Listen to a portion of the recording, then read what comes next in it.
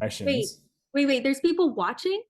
Not watching live, but like Oh, yeah, no, we're not at that level yet. okay. This is a solo mission so far, so that is not going on. Could you imagine though your reaction was classic? You're like, oh no, someone's watching me live right now. I was like, wow, what? um, Oh, yeah, God. no, but Ooh, that's a tough question. I really appreciate you saying that story about my dad. You know me, I'm such a softie. I'm like, don't cry, don't cry. That's a really sweet story. Thanks for sharing, Mike. Uh, mhm. I had a three and a half month long concussion. If Yeah, a normal concussion usually lasts about like 2 weeks, and I had one for 3.5 months, and that was really tough. Yeah. Yeah. Thanks, Mike. I'm not gonna cry. All right. Oh man, this is like number five. First, before I get into announcing the show, I just want to welcome you, Camille Prendergast, to the podcast slash interview that we're going to be going into. For those of you who are tuning in, this is Soccer Appetite, the platform to help people within the soccer community to listen to other people's experiences to potentially help them prepare themselves to make better decisions or just to learn and how they can grow within their own game and their own journey. So, with all that being said, welcome, Camille. Thank you for having me, Mike. And as people know, I call you G, or we call each other G in the Prendergast family. It's like a family tradition. So I am honored that I have been bestowed into that lifestyle with you and your family. So what up, G? What up, G? All right. So, gosh, so many things come to my mind, but I kind of want to take it step by step. So, when did soccer start for you? Because I came into your soccer journey when you were 15, somewhere right around there. So, take me back to when it first started and how you got into playing soccer.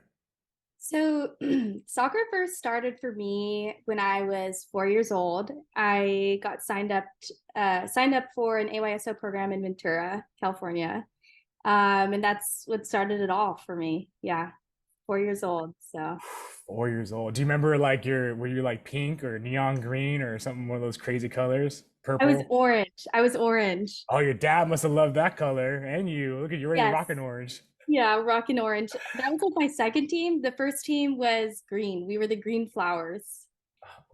Of course, typical. Like I love it. That's why Yeah. ASO is so amazing because you can have so much fun with it. Um, what were your earliest memories when you look back into the recreational days of playing AYSO? Like what kind of like led you then to go into club? But let's go back again first. So like when you look back into that moment of time of playing, I would say probably a little bit freer. Obviously, you're very young, but like when you look back on those times, like what do you remember playing AYSO? I remember just having a blast. I remember scoring a bunch of goals. I just remember just absolutely being loving being on the field. And there was just no pressure. So it's just a great time to be out there. I looked forward to the weekends playing soccer. So And did your dad coach you in AYSO? yes, he was my coach for both my AYSO teams. Oh, So that's awesome. I yeah. love that. Do you have any like memories specifically or like something that comes to your head when he was like your AYSO coach? Oh gosh. No, I honestly don't remember him coaching much, but I do remember like after game, I was explaining to a family friend like how the game went. And I was like, oh, I just scored a hat trick, no big deal, just trying to play it off cool. Like that's one of my earliest memories of like me reacting to soccer. Mm. Yeah. And so, what age did you make that transition into playing club? I think it was 9, Mm. or actually I was younger than that. I played for a club. I played club for a year and I was like super young. And then Mm. I went back to AYSO for a year. Mm. And then I started club and stayed with club when I was like 8 or 9. 8 or 9. Yeah. Wow. So you were in club then essentially for almost 11, 10 years, a decade almost. Yeah. Something crazy like that. Wow. What was it like with that transition? Because it can be a lot, right? Going from AYSO, where it's like much more loose and as it should be, people are trying it out for the first time, getting their feet wet, no pun intended. But like, do you remember it kind of turning quickly into like, oh man, now I'm playing club? Did you feel that pressure at that young age of like 8 or 9, or did it take a little bit while to like start to feel that pressure? I felt it right away. Mm. I remember it was like my second time guesting for a club team, and I felt anxiety for the first time in my life. I had like butterflies in my Mm. stomach and I had no Mm. idea what it was. And so I asked my dad after the game, like, I felt like really nauseous before the game. Like, is that normal? Like, I had never experienced it before. And he was like, yeah, that's normal. Like, you just have butterflies in your stomach. So I felt it right away. Oh Yeah. man. And you said you're like 12 years old? You guessed it? Is that how? Probably like around I would say younger. I would say like probably like 10. It's like when Wow. I really started to feel the pressure. Yeah. Wow. So tell me, I know a little bit about your journey through club. I know at the end, kind of where you landed in club, which allowed you to eventually get recruited. We'll get into that piece later, but what was it like just navigating through club from, again, 9, 8, and then all the way through almost pretty much being 18 until you graduated out? Club soccer was a grind for me. Yeah, it really was. I really felt as if I had to work harder than everyone else just to be at like the standard level. Mhm. Club soccer was just a grind. It was really difficult. When I was younger, I struggled a lot with confidence issues. Mm. The older I got, it got better, but it was just it was brutal, but it was awesome. It was like a weird balance of the two. Yeah, it was. What helped you with confidence at times? Like, so when you look back and you can say that for sure it was difficult and you definitely struggled with confidence, but were there moments where you felt confident, and what was it, or who was it maybe that helped you with confidence in that point in time? Yeah, I would say that the more I prepared for club, the better I felt and more confident I felt on the field. The Mm. more I trained, the harder I worked, the more I felt ready for games and to perform. That was like the biggest thing for me to help me feel like at my best on the field. And So what did preparation for you look like? Because as you mentioned before, like you had to work harder to be able to compete with just the overall level of being in club. So for someone who is listening that they feel like I'm not that player, right? Because everyone's born with different gifts. Like, what was preparation for you? preparation sort of looked like running a couple miles before practice and then getting to practice. And, I'm already tired, but I still have to train and work really hard. And that got me in the best shape of my life, like running a couple miles before practice or training on the weekends when I don't really want to train. I have an off weekend, like, no, I got to go get touches on the ball. Or even like running after practices, I have memories of uh, my club practice ending around 6 p.m. and other girls being like new teams coming onto the field. And I would run Mhm. around the field and, just put in the miles, put in the work, just pretty much anything like running, a lot of touches on the ball, just stuff like that. It's a And I lot of. know, yeah. So what's great is like I can't wait for someone who feels like I'm not feeling confident. I know I have to work so much harder, and they just heard like essentially your formula. So to kind of go over it again, like you had to be at the tip top fitness level for yourself without going overboard, right? Because balance is very important. You had to put in more technical work, right? What would you have done extra to maybe just improve a little bit? Not to like change where you went, but just looking back now on like, I would have done this maybe a little bit more, or I would have done that maybe a little bit less. I would say a little bit more speed work Mm. for me and a little less distance running because I feel like my aerobic shape was great at one point, but my speed wasn't necessarily there. Mm. So working on explosiveness and speed work would have been great for me at the time. Mm. And when did you settle into becoming a spine player? Because I know as I coached you for a little bit, like you were since day one, like a spine player. Like you are the definition of a spine player who just dominates the midfield. And we'll get into your characteristics of the field too as well, because you're very empowering, let's say the least, in the middle of the park. Got some memories flashing in my head Yeah. right now. But like, when did you figure out that this is my area, like from the 9 all the way down to the 4 or 5, maybe excluding the goalie? But like, when did you come to that conclusion? Was it a coach? Was it a film session that you had? Was it your father, who I know is very influential in your sports career and life in general, along with your mom? But like, when did you kind of go, I play in the spine? I would say it was an accumulation of things. It wasn't Mm, just one specific moment for me. I got cut from the first team, like the highest level team when I was like 12, mm, and I moved down to the second team, and I got a lot more playing time on that team to then gain a bunch of confidence in myself, like I can do this. mm, And I played on that team for a few years, and then I got a new coach, which you were a part of that staff.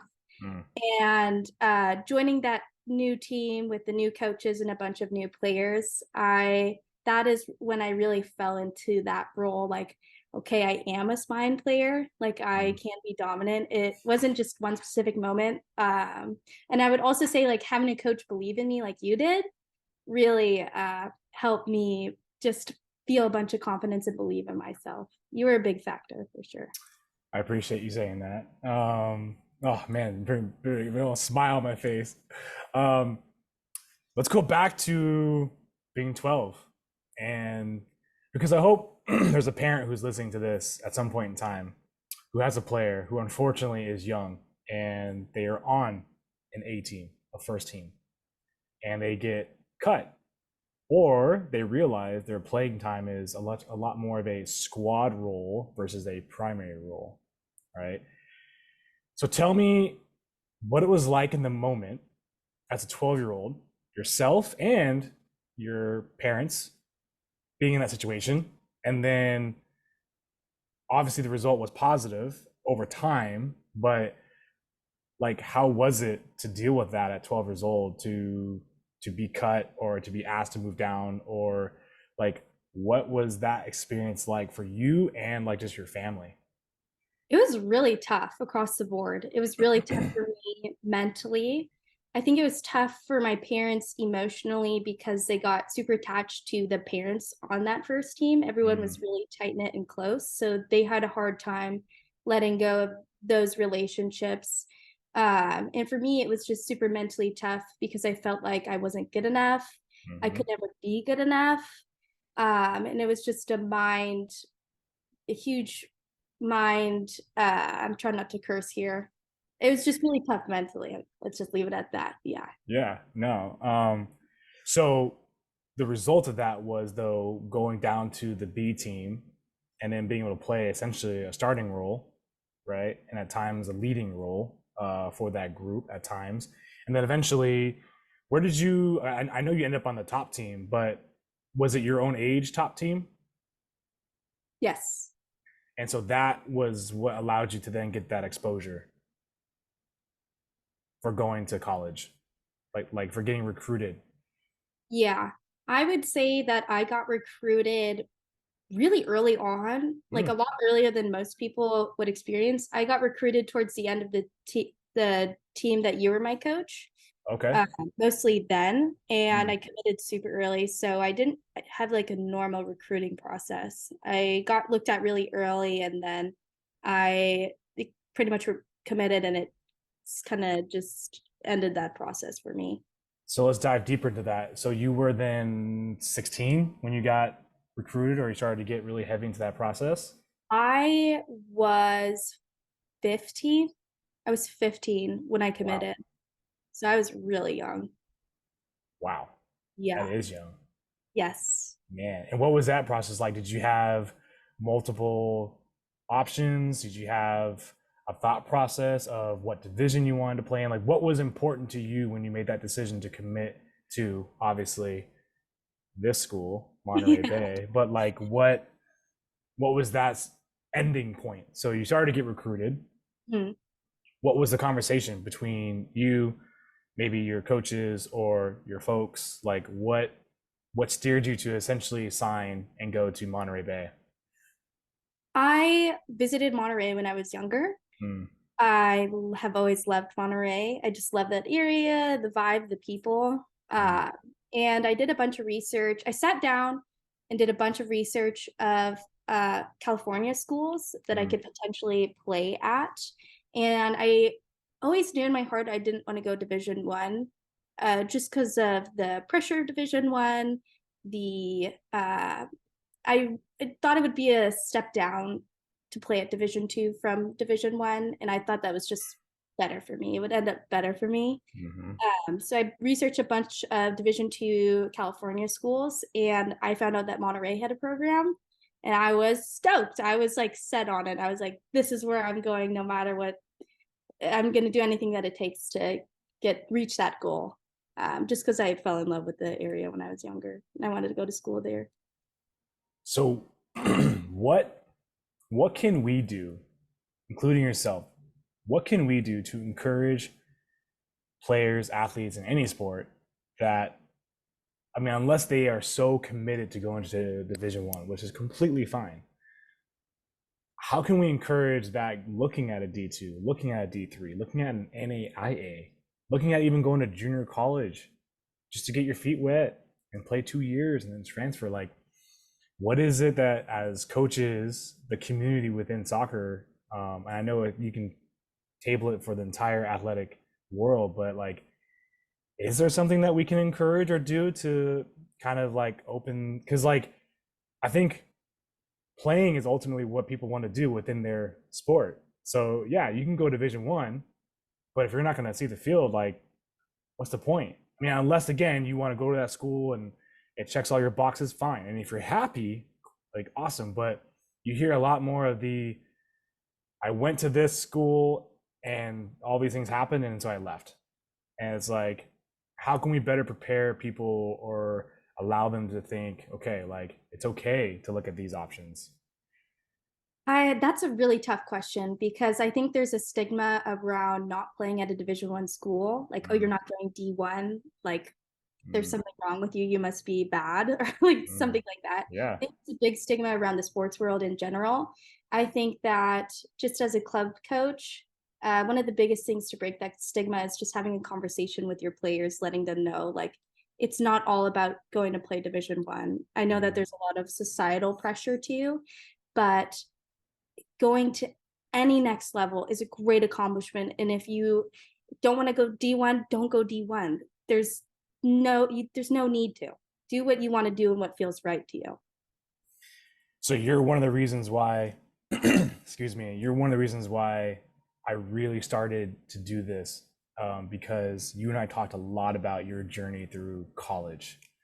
And so I know that I wasn't around as much to make sure to help prepare you for what college soccer, regardless of the division, looked like. So let's take it step by step. What did you think when you left home to go to Monterey Bay, to go to school and play soccer? What did you think was going to happen? I thought that I was going to walk onto the team and I had an automatic starting position and I just was going to be the star of the show. Like I didn't have to put as much effort into it as I needed to in practice. I thought that I was just going to be the starting six and the key, like one of the key players on the field. And so you get there, and what is the reality? The reality is I have 35 other players on the team, girls who are 4 years older than I am, girls who have been playing college soccer, who know what it is, who are veterans, and I who are well prepared, who have trained hard and grinded all summer long, which I grinded, but I didn't do it to the extent that they did. And I just was not prepared. And I was like, up against girls who knew what college soccer was. So what was it like to then conform to that and then try to adapt to that? Like, were there hurdles that you came up on that you're like, obviously that first reaction of like reality, okay, this is what it is. How did you work and navigate through those hurdles? It was hard because I always felt like I was one step behind. Mm, Uh, and coming in, college soccer is a fall sport, so you're coming in its season. You don't get a preseason, so you come in, and if you're ready, you're ready. If you're not, you're not. So I felt like I was looked at maybe the first week of practice, and my coach realized that I wasn't ready and didn't mm. prepare well enough, and she kind of just tossed me aside and didn't look at me again. So I felt as if like I was one step behind and I wasn't getting looked at anymore, no matter if I tried to catch up. Mm. And I did grind. I put in the work. I was doing extra work outside of practice, but it didn't really matter at that point. My coach had already made up their mind about what they wanted to do and who they wanted to play. So your experience was you show up excited, pumped up, and then things don't go your way, but you try to, you know, make up slash improve or work towards, being someone that the coaches could lean on, but then you felt like there was like almost like no hope. And was that because of the lack of communication, like, or was that like a vibe that you felt from the coaching staff or from the players? Like, what kept you kind of like contained? I definitely think that it was a vibe from the coaches, and I Mm, think it was a lack of communication. It was a combination of things. So it was just both, and I felt it, and I feel like I can read people pretty well, and mm. I was getting that vibe, and it was super discouraging. And did the coaching staff like tell the players like, hey, feel free to set up a meeting with us and like we'll go over some stuff? Or did you kind of feel like, I mean, obviously you're shaking your head no, so I mean, but like, just did you feel like essentially no connection with the staff essentially? Yes, Mm, no soccer connection. Personally, the head coach and I had a great relationship off the field, like soccer aside. mhm. But when it came to soccer, I felt nothing there, zero. So So I'm curious. So we're not mind readers, but you were in that experience. Why do you think the personal side was, say, good, right? That you appreciated it. I'm sure both ways between you and the coach. Um, but why do you think it was the opposite for soccer? Was it because the the like the program had to win, or what was the reason why you feel like soccer was just like it was separate? It's a hard I question, and I'm sure yeah, it's difficult to answer. So, it is tough. I would say one of the reasons is definitely that winning is on coaches, especially college coaches, because they have an extra pressure. Like that is their livelihood to win. If they mm, don't produce a winning record, they get looked at, they get questioned mm. by different sources or whatever. But it just is probably a combination of things. I think it's lack of coaching skills, Mm. definitely a reason as well. But I don't want to, bash No, of anyone. course, no, Yeah. no. This is more just reflecting on your experience and how Yeah. others can maybe learn from it to prepare themselves for potentially these realities. Because I don't, you're definitely not just one situation. There's many situations of people going through these experiences. And again, it sounds like you and the staff had a good relationship outside of soccer. It was just when it came to soccer, it was just like it was very clear. It was black and white. Yes, absolutely. Yeah. So I that's just yeah. So then now in hindsight, what is it that you would say to me, meaning Mike, I would have appreciated if you would have told me blank, blank, blank about me going into college soccer. Mike, I would have appreciated if you told me that as a freshman, most likely you're not going to get a ton of playing time, Mhm. no matter what they say to you. I would have appreciated you telling me that a lot of the times when coaches are recruiting you, they'll tell you anything you want to hear, trying to draw you into their school. Mm. Um, and I would have appreciated hearing it's just a grind. It's different than club. It's a so much higher level of stress than club soccer is. And obviously, I know it's not one stress, but what made it so stressful? I know it's a combination of things. So if you can just kind of share like what made it so stressful, because it, yeah, it just I feel like the statistic is, and your father and I spoke about this, is that many get in, but then many quit at some point in time before executing their full eligibility. So I guess part of the thing I want to do is to help prepare people so they can adapt, and again, not necessarily like be able to have success every single time, but then to be able to like work it out, maybe have that conversation with the coach or think about all these different things like, but what made it so stressful for you? It was so many things. Yeah. One, I am very much a homebody. I Mm, am very family oriented. Being super far away from my family for that long of a time was really difficult for me. mm, Um, Not having my support system constantly with me was really tough for me. Two, I think that feeling the disconnection from the coaches also brought on a level of stress. Like I feel like I am not being looked at this point. So mm, how do I get their attention again? What can I do? Just constantly like thinking about what I need to be doing better off the field. Which leads me into my third reason, like never being able to truly relax.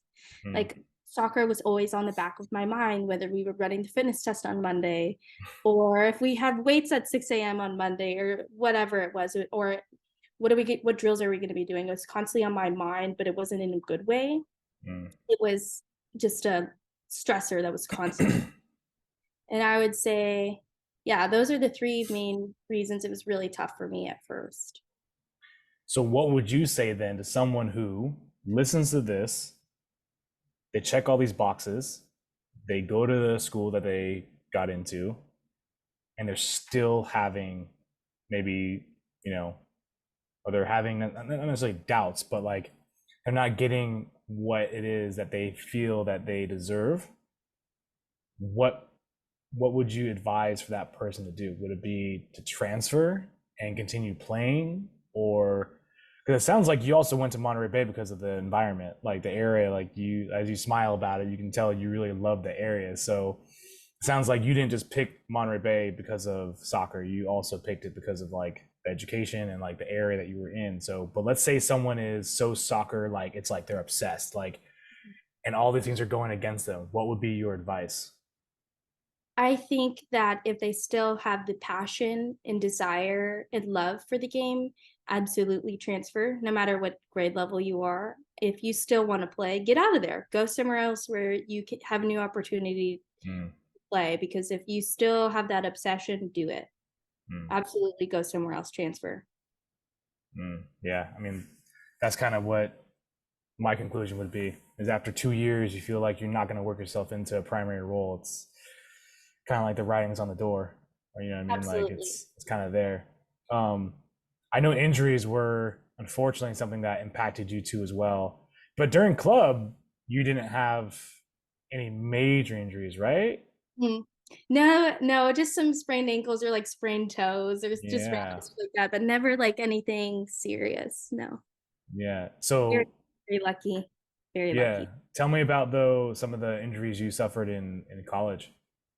I had a 3.5 month long concussion. If yeah, a normal concussion usually lasts about like 2 weeks, and I had one for 3.5 months, and that was really tough. Yeah. Yeah. Where did you get? I know you told me, so I apologize for forgetting. But was it a collision? Was it a ball? Was it? Yeah, it was like I was defending at the top of the box, and a girl was taking a touch to shoot the ball, and I Mm, was like, I am not getting hit in the face. I'm turning away. So I turned away, and it hit the back of my head, like the back of my head and neck area, which mm, I've been told is like really vulnerable. It's really sensitive to getting hit. So I got hit there. And then did you immediately know like something's wrong? I went down, and normally I was pretty tough when I played. Yeah. So I went down right away and I was like, oh man, like I'm crying. Like that really hurt. Like something's definitely off. And throughout later that day, I just felt weird, but I had never had a concussion before. Mm. So I was like, I'm fine, I'm okay, like shake it off, like the typical like Prendergast way, like you're good, like get your ass up and go, like you're good. Yeah, yeah. So, yeah. And then what were the signs or symptoms of like, yeah, this is not something that you can just forget about? Yeah, so I was playing in a scrimmage and I had headed some drop kicks. And I still had the concussion. I trained a few weeks with the concussion. Whoa, wait. So hold on. So you had this nasty situation. You try Yes. to shake it off as the Prendergrass do. Yeah. Um, and then you trained? I trained. Yes. So I trained for Wow. 2 weeks afterwards. I want to say two, maybe a week. I forgot honestly. Probably like a week and a half. I trained for that long, and then we had a scrimmage, and I headed a couple drop kicks. And throughout that week, I had been feeling weird, but I Mm, was like, nah, I'm just stressed. Like I'm fine.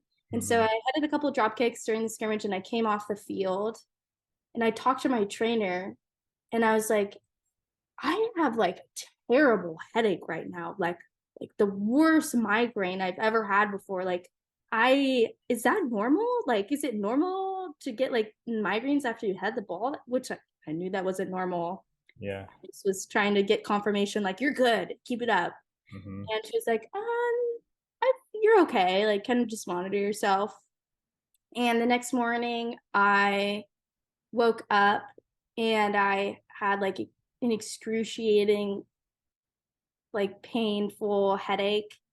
Um, I couldn't really do anything. Anything was just my head was pounding. I was super sensitive to light. Even just sitting up out of my bed was really hard for me to do. Mm, And I knew something was wrong. So I went to my trainer that morning and I had mentioned me getting hit in the back of the head, and she did a concussion test on me, and she mentioned to me like this is really bad. Like why did you not come in sooner? Like you mm, need to go home right now and just rest. mm. And so I did.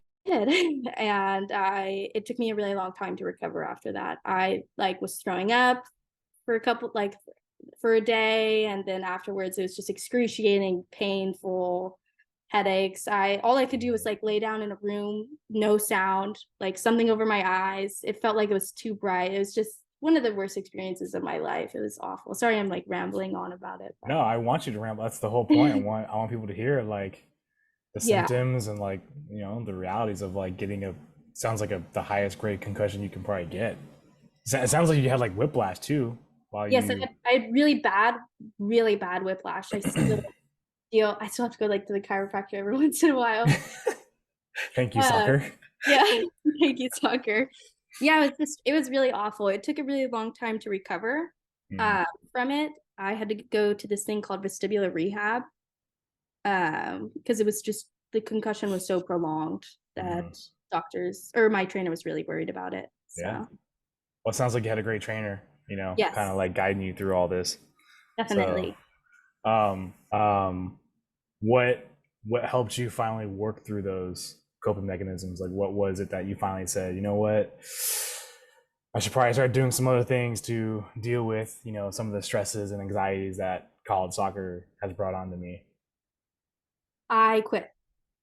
I Mm, quit soccer, and then I found healthy coping mechanisms with dealing with stresses and anxieties not related to soccer.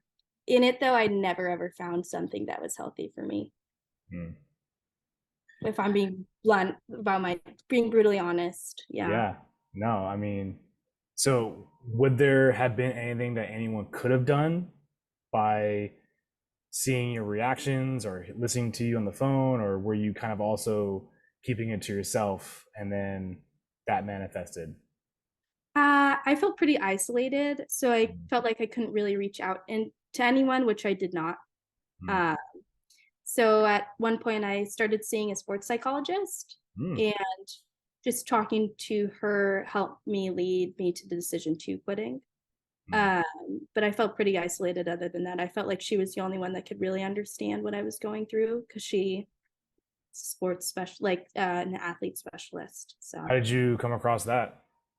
she was on campus and she had had a few team meetings with us, like sat us down and like introduced herself and said, if you guys ever want to come into my office, like my doors are open. And I one day went into her office and was like, hi, I'd like to start seeing you. And she really helped me. Wow, that's awesome. So sports psychology was a really impactful um, like tool for you. Absolutely. I always joke around with her, like, you saved my life. You have no idea. That's awesome. um, Going back to you being a spine player, what I mean, I feel like your touch on the ball was phenomenal at times. Like it was super sharp, and you could ping a crossbar if you wanted to. I know we used to play crossbar a lot, and we worked on free kicks a lot. What would you say for someone who is that spine player? Which again, like you even played like a false nine a little bit, towards the end of your club career. I remember being in Irvine, I think it was, and you scored a goal in the last minute or so. I remember that moment like clear as day. Um, but what were some of the things that you felt contributed to your ability to play in that spine? Like I said before, just constantly working outside of practice and the preparation. And I know Mm, you and I did a lot of training, which also throughout the years, which also helped with my confidence to be that spine player. Just mm. repetition and work. That's what it takes. When you look back on your playing career overall, like what what was the highest point for you for like soccer in general? Like, see, I love how you have the biggest smile on your face because what's awesome is that you're so honest about your experience, and I really appreciate that. And I do know a lot of people are going to appreciate that. Um, and so, but I also know there's a big joy and big heart on you, not just from soccer, but in life in general. So like, but like in terms of soccer, when you look back, like what was like, oh yeah, like I love this about playing soccer. There are a few moments. I would say scoring goals was just incredible. It just for some the adrenaline rush, like the endorphins that I would feel, it was just like such a sense of gratification. Like all this work that I put in, like it was for this moment. Just the achievement that I felt scoring was just it's I can't even put it into words. I just love scoring goals. There's a few goals that come to mind when I think about Tell me that. about them. I mean, I remember the one that you scored in Irvine, but I'm not sure if that's one of them. But tell me the moments and the scenarios of like the goals you scored. Yeah, so the first goal that comes to mind is my first goal after getting cut on the second team. My first goal on the second team. I Mm. hit like a banger from like 20 yards out and scored. And we were up like 5-0 and I hit this banger and I scored and I was just like just jumping up and down, like just so excited for myself. And like my teammates were really excited for me. And the ref was like, you're relax, like you're up like it's really not that big of a deal. And but it You was don't a know, huge deal bro. for you. You have no idea. Oh my gosh. So that was a big confidence booster for me. Like I can still do it. I can still score. Like I can score goals. The second goal that comes to mind is also like a similar situation in club. I had just got and moved up back up to the first team, and the first couple of months I wasn't getting a ton of playing time. Mm, And I had a conversation with the coach about getting playing time and maybe like an opportunity. And he said that he would play me in the next few games. mm. He did. And the first game that he started me, I scored in the first half. And that was just like such a feel good moment. Like you haven't been making a mistake not starting me. Like I Mm, can do it. Like I'm a good player. So mm, that's also another good one. There's a few more, but I yeah. know, yeah, those I two just stick out. I mean, those who know us pretty well, obviously your father was the team manager for quite a while, and it's so crazy. I know he remembers this story, but I remember we were down in Irvine, and it was just him and I talking, and I said, the minute club's over, or the minute like I'm not the coach and you're not the team manager, like our relationship's not going to be like what it is now. And he said, I'll prove you wrong, because my experience before that had been like could be pretty rough depending on like the manager you have, and then also where you're at as a coach and maybe your insecurities. So my prior experiences were more like just that, like as soon as it ended, and it was just like, on to the next. But I believe your father and a few others are actually like some long-standing now family friends. So I really look back at also the small things like the car rides and getting coffees Mhm. and just like music and just so much that came with it. So sounds like, yeah, it's like a roller coaster, like it's so when you look back at your entire, career, like is there something that you would do differently based on everything that you like experienced, or is it kind of one of those things where, yeah, like go seek information or people who can guide you the right way so you can, when those situations come, that you can respond maybe in different ways, but like when you reflect back, like is there anything that you would do differently?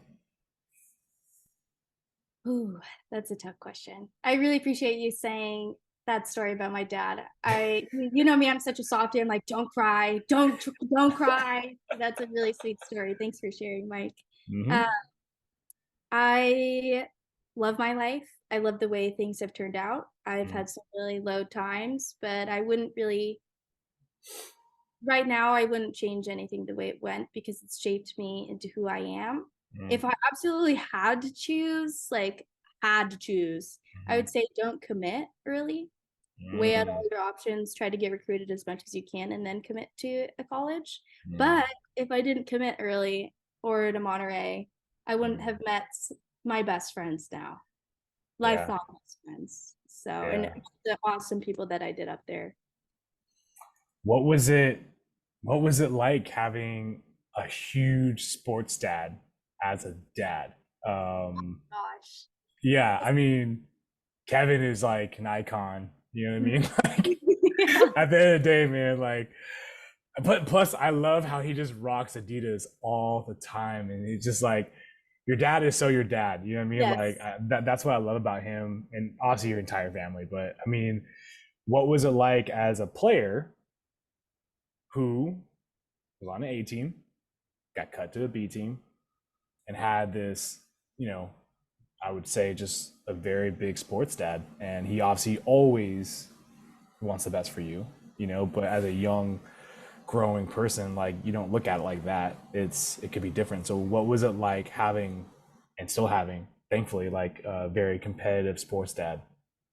It was awesome. Just having, and my mom wasn't always there at sports tournaments, but she was just as supportive as my dad was. And Mm, just having two extremely supportive parents, just looking back on it, just incredible. I mean, my dad was extra involved because he was like the team mom. He was like this typical like soccer mom. That was my dad. And it's just we had a really unique and special experience. And I will never ever forget the memories that we created or that we had together mhm. because he was so involved in my athletics. So I'm forever grateful for him being so involved and sacrificing so much for me and my mom too. Yeah.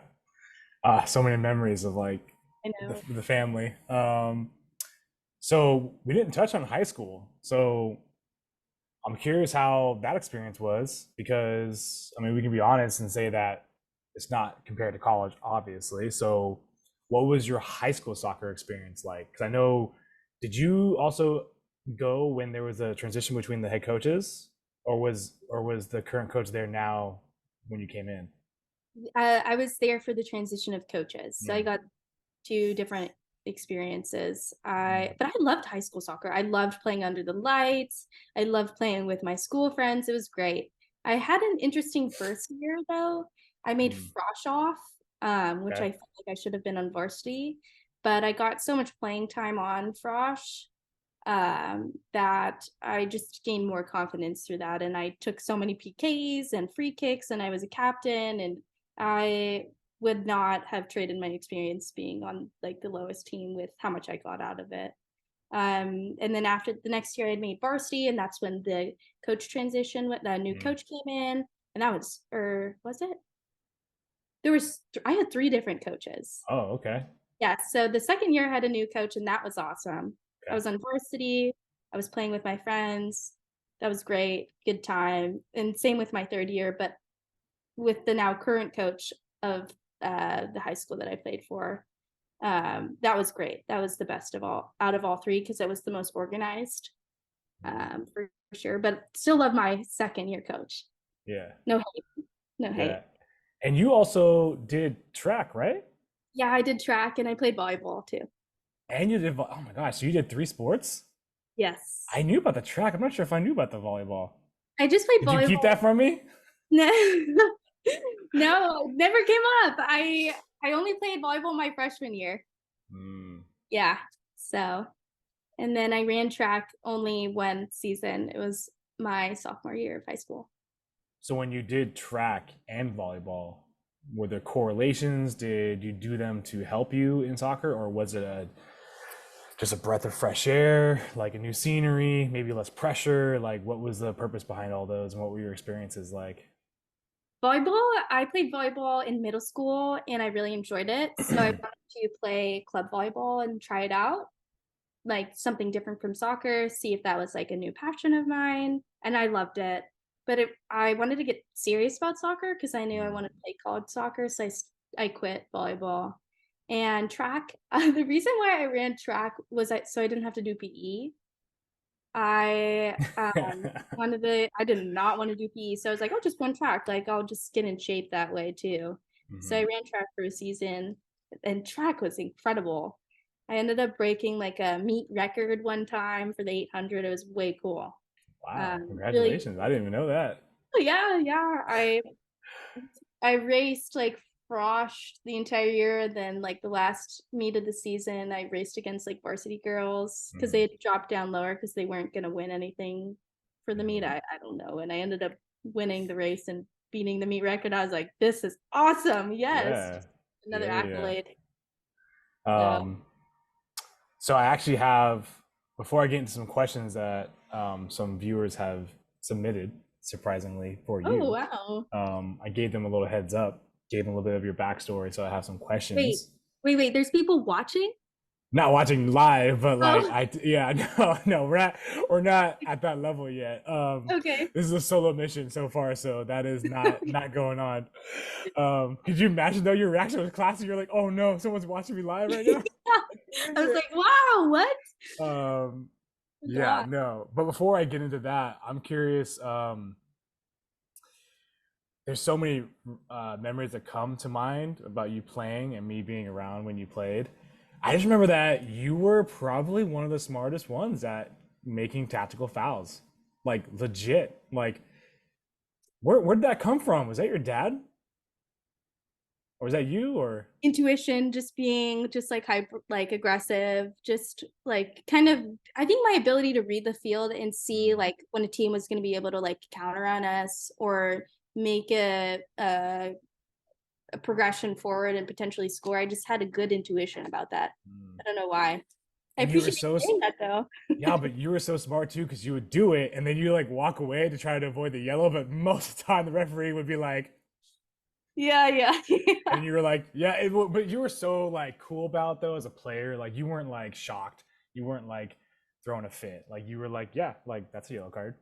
So, Yeah. but you try to avoid it. So I love it. And then the other thing that comes to my mind, I remember when at your high school when you got presented in front of, I think, your senior class Oh outside on yeah, like yeah. the patio, and you had like a sign and it, like had like your name and like the logo, and your family was all there. So yeah, actually I still have that. I still have that photo for sure. Uh, Okay. So some of these you might have touched on, but and so you can kind of maybe like just reiterate, maybe add some things to it, or maybe it might spark something different. okay. Um, so this is a player question. What was the most difficult part about being a student athlete? Then the follow-up what question is it hard to juggle schoolwork and training at the same time? So the Oh first yeah. part, yeah, is Yeah. what was the most difficult part about being a student athlete?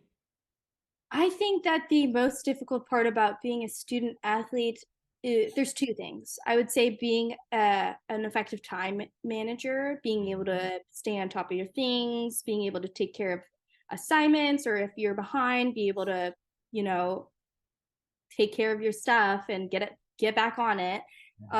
Or if you go on like away trip for like an away weekend for a tournament, like take care of your homework before, or you're gonna do it there. Like just being on top of your stuff. And then this is for club. Um, the second thing for club would be sacrificing your social life. I Mm, had a I had friend groups where they would hang out on the weekends, and I'd get invited, and I just could not be a part of it because I was away at a showcase. I was away at a tournament. I was away for a league game. I missed out on a lot of social life, mm, fortunately, but I don't regret it. yeah. Um, so let's take the second question for college. Is it hard to juggle schoolwork and training at the same time from a college standpoint? Absolutely. It's very, very difficult, especially because you're away. Nobody's like telling you you need to take care of your stuff. I had a Mm, ton of teammates fail classes, mm, and I had a few teammates who failed out of school because they just could not take care of their stuff and hold themselves accountable and mm, have self discipline to take care of the things that they needed to take care of. It's a hard trait to have. It is. Like, I'm not perfect. I procrastinate sometimes. Like, it's really difficult to stay on top of your stuff, but yeah, it's really hard to manage it all, but I would say that it's doable. yeah. Um, this is a parent question. Oh, So you can answer it from any level, meaning like college, high school, club. What do you wish your parents did or didn't do at the various levels of your play? I know that's a good one because I was like, ooh, I was like, like, yeah, that's I actually thought of something immediately. okay, Uh, it's for club. okay, High school and college experience, my parents kind of let me do my own thing. They held me accountable to take care of stuff, but they really like let me be at my own thing. mhm, Um, the start of club soccer, I had a really bad experience with my dad being super hard on me. mm. Um, there's like a lot of memes online, like when you play badly, like in a game and you got to ride in the car ride back with Uh-huh. like that kind of thing. I would say the first few years of club were really emotionally tough for me because I was dealing with a lot of stress of like getting used to playing at the club level, Mm, and then the pressure of like my dad holding me to a certain level, like holding me mm, accountable to that level, and like, getting yelled at after games or like lectured after games was really mm, tough on me mentally. Um, I would say to any parent, do that in an encouraging way. mm. Don't yell, don't raise your voice. Your child is probably already holding themselves accountable and beating themselves up already. So just Well hold said. your, yes, yeah. Do it in a loving way. Yeah. That was heartfelt. I can feel it. Okay, this is actually a coach's question, not from me. Um, did you ever have other people's doubts or your own second thoughts about playing in college? And if you did, how did you overcome them?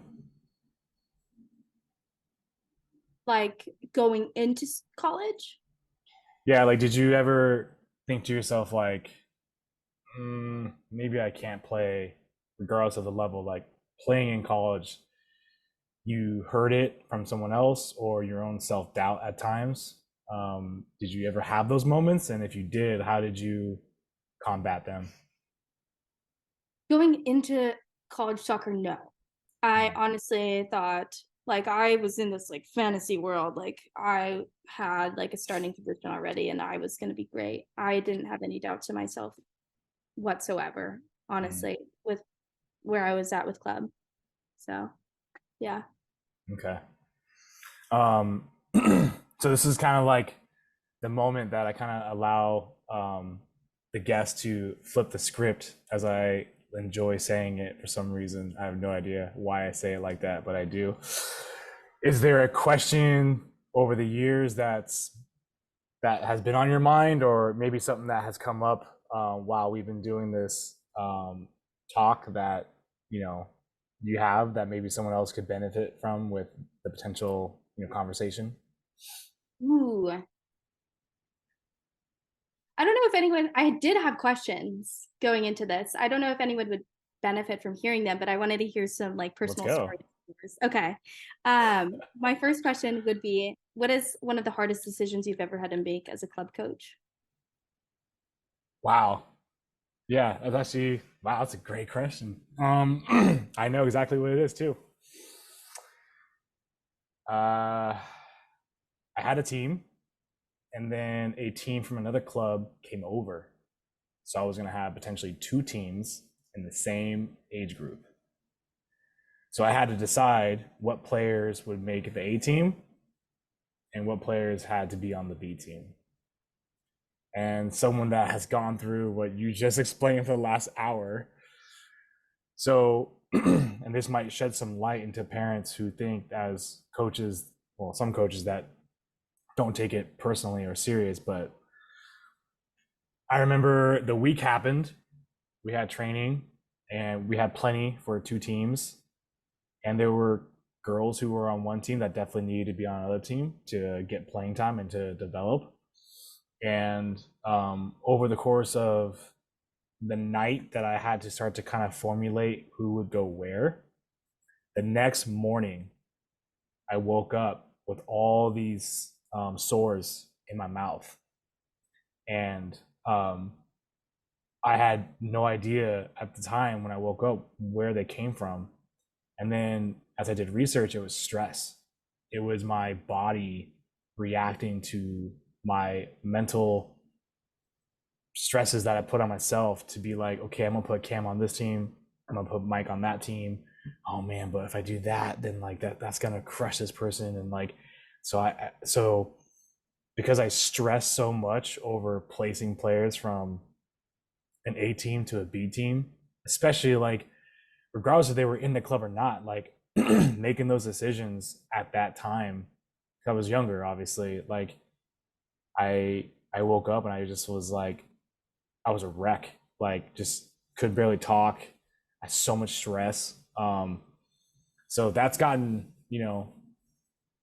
easier to manage over time, but it's still not easy. It's still not enjoyable. But once you're able to have really good conversations as to why it's what's best for them, and hopefully that parent or those people like trust you from based on like your experience, then it usually turns out well. Because one thing that's coming from these conversations is for players who weren't always on the A team, as long as they were playing on a B team, but then got that exposure at some point in time, they were able to find their way. Um, so yeah, that was it. Cause I knew as soon as you asked that question, it was like, I just remember that moment like vividly. So what's next? I feel like you got some more, so let's go, bring it on. I do have some more, but Let's go. it's honestly, it's very interesting to hear how emotionally invested you are. And I'm sure other great coaches are like you are, just like how difficult it is to almost like play around with other people's lives, other girls' lives, boys' lives, parents' lives. It's not easy to make those decisions. So it's honestly nice to hear that it's really difficult being a coach sometimes. Whereas like players, sometimes it can feel like this coach like doesn't care about me kind of thing. So no, Mhm. it sounds like it's a lot harder than it. I appreciate you saying that, Camille. Yeah, yeah, of course. That wheel saying Camille, I never say Camille, I I always say G. know. But okay, on to the next one. Okay. Um, my second one is if you can go back in time and tell yourself, your younger coach Mike self, a piece of advice, what advice would you tell your younger self? Oh man. Now I know what I feel like to be in your shoes in It's these hard. That's a interviews. hard question. Yeah, it is a hard question. Um, I battled actually the question that was proposed to you by the coach. I battled the doubt of the ability to take someone to the next level. So I had a lot of people in my life, and I don't think they were necessarily aware, but I had a lot of people that would ask, like, why are you doing what you're doing? And yeah, so that really affected my mentality because that would then change my mood when I would go training or go to games, my interaction with parents. Um, your dad actually has been a big influence on my ability to regulate or ask myself great questions in terms of my emotions. Um, so because I had such doubt from people who were close to me, there were many times that I almost just completely stopped. And so it just took like the inner self belief to continue and to slowly just surround myself by those who believed in me. And I know you remember Samson being around at the club, but if it wasn't for Samson, I wouldn't be anywhere near the kind of coach that I am today. And he was around me at the age of 25. And I used to go to his office once a week and break down film. And he had a projector and he would throw it up on like um, a drywall and just it was like Champions League. I remember it was like Chelsea too, and he just broke it down. And because you can see the game through how you see it, but then seeing it from someone who's coached at the highest levels possible, not just once but twice, um, you just see it now from a whole different point of view. And the one thing that Steve always did was, he encouraged the coaches that were around him to be yourself, be who you are. But yes, like soak it in from others. And again, I go back to your dad. Like I remember your dad asked me a great question one day, and I was like, man, he's so right. Like if I'm being honest, if I'm being like, objective about everything, like yeah, like that's a very true, question that he asked me, and I was like, okay. So yeah, struggling with belief, which is interesting because obviously as you do anything in life, like you have to have belief that you can be successful or that you can get better or that you can achieve something. So someone who is, coaching or in a coaching role, like now it's like, yeah, I can take someone to the next level as long as they have the appetite. Yeah, I can definitely help them. I'm not perfect, and I encourage them to take resources from everywhere. But at the same time, yeah, I struggled a lot with that, big time, big time. Yeah, That's crazy to hear, Mike, because yeah. you by far just were the best coach that I ever had. And to hear that you doubted yourself is just absolutely mind blowing to me because of how great of a coach I viewed you as is just wow, it makes me feel like you're human too, because I've always thought you're like a super coach. Like No, definitely not. No, far, far from that. I mean, I appreciate you saying all that, and trust me, like that's one of the gifts that I'm getting out of doing these interviews, even though I'm doing it for others to listen from people's experiences, is like I can learn things from you that I didn't know. Because once you go off to college, there's a huge separation. Like, yeah. because at least when you were still playing locally, like the high school game or going to your graduation or like whatever the case may be, like you're able to be involved. But then like when you go off to college, like, and if the coach is still coaching, they have 2 or 3 teams, they're doing private trainings and they have their personal life. And so it's difficult. But the one thing I do really value is the relationships that I've had, not just, overall, but especially like with you and your family. And what's beautiful about it, Camille, is that like they're never perfect. Like there's a lot of hard conversations, but at the end of the day, it's like we always want what's best for each other. Like, and we're always gonna be there. I mean, I just carried your bag for 16 dang holes at, what was it, somewhere, what's the golf course in Oxnard called? River Ridge. River Ridge. Like the minute I had the chance to see you, I was like, yeah, let's go. And then like, yeah, like carrying, like that was like me giving back to you based on like just everything that you probably don't know that you've contributed to making me probably want to continue coaching. That's like a small, I mean, I can never repay you for, everything that we've been through and what we're going to be going through, going forward in life, because you'll definitely be at my wedding that hopefully will happen one day as a 34-year-old, which is crazy because a lot of players are now married and have kids. Oh So gosh, that's that's even crazy. more wild. Yeah. So got any more? Because those are some good questions, man. Like I feel like now you're me. Like you're switching it up, really good. I thought of one more. That was a great answer, Mike. I thought of one more. I Okay. thought this is kind of like a generic one, but what is one of your favorite moments, if not your favorite moments, as a club coach?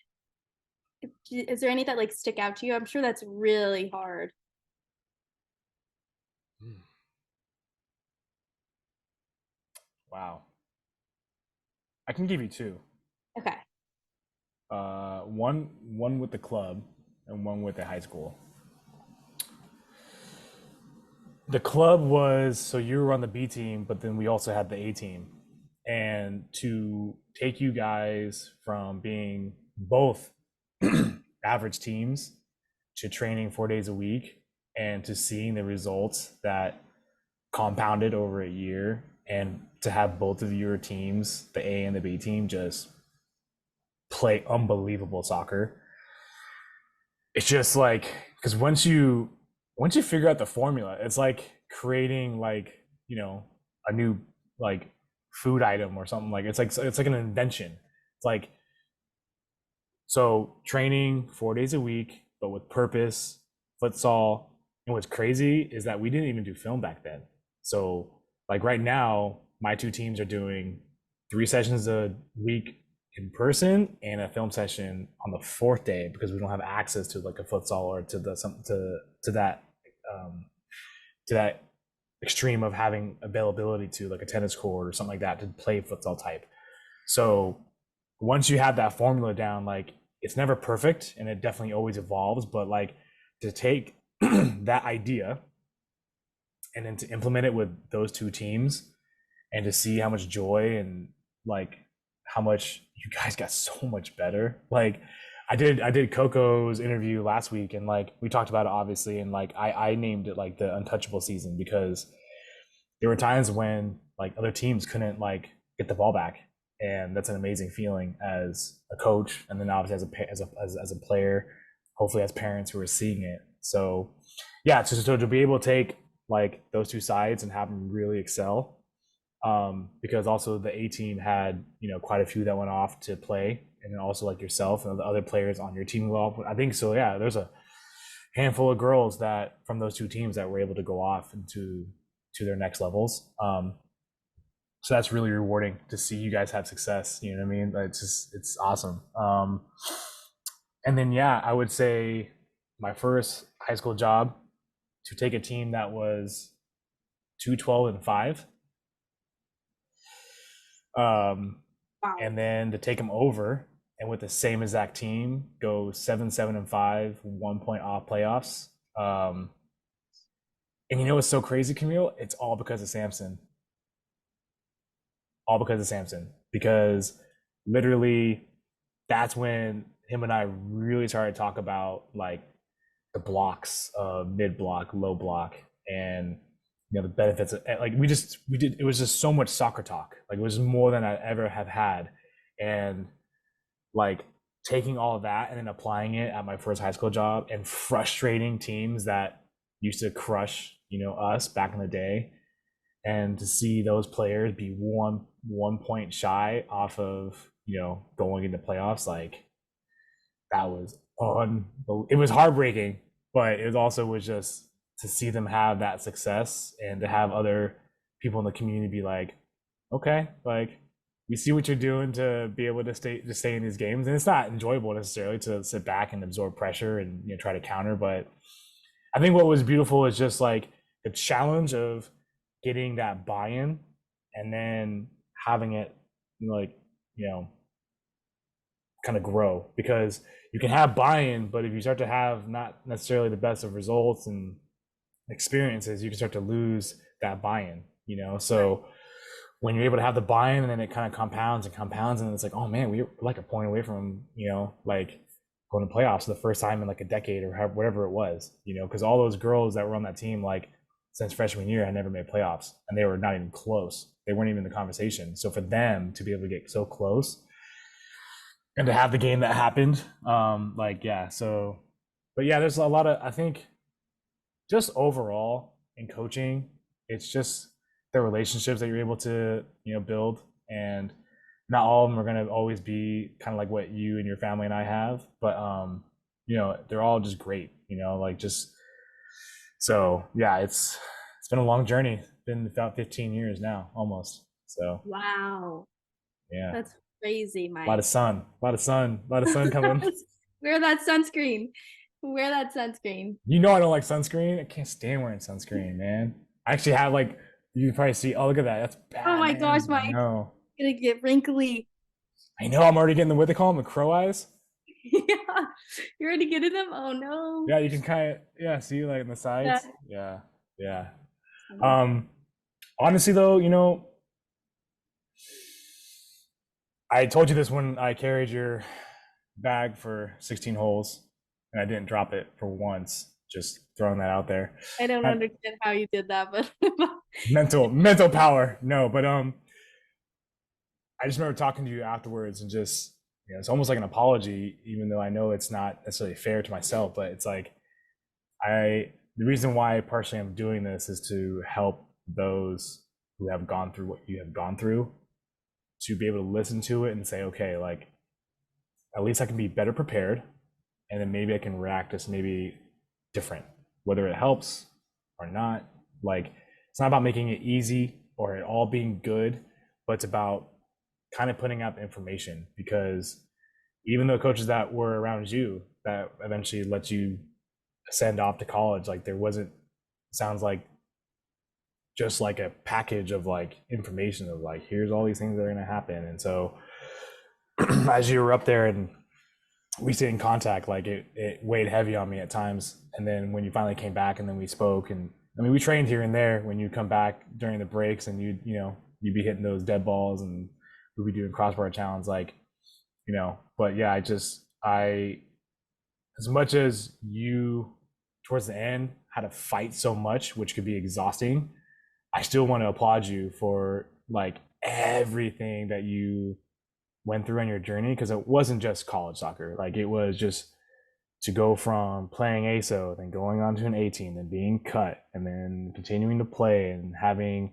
the environments that you were around, with soccer, and the people that were around you and holding you to these standards and like expecting you to play at a certain level and to do all these things. Like, it's a lot. And so as I say this all now, I just want to say, like, you did not, like, you ended because you wanted it to end. You know what I mean? And so I'm just thankful that you came to peace with everything, because overall, I know that you did love, and you still do love soccer, probably to an extent. So I just want to say how much, like, I wish I would have saw more of your games as you got older, but just know that I always thought about you a lot when you were in Monterey Bay. I know we chatted quite a bit, but I just you always bring a smile to my face when we talk about just everything. So I just wanted to make sure it's really clear that I am proud of you for everything you did accomplish, because you accomplished a lot. There's a lot of people who want to play at that level, and they're not able to make it. So you have done a lot more than those around you that couldn't do it for whatever reason it may be, but like, you did it, like, you got there. So I am proud of you. thanks, Mike. I'm not gonna cry.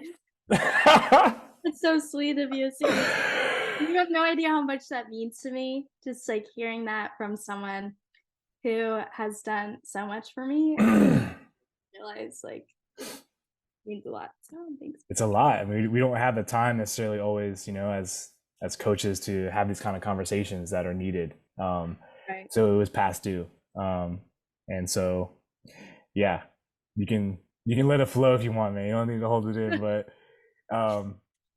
is there anything else that you want to end things on?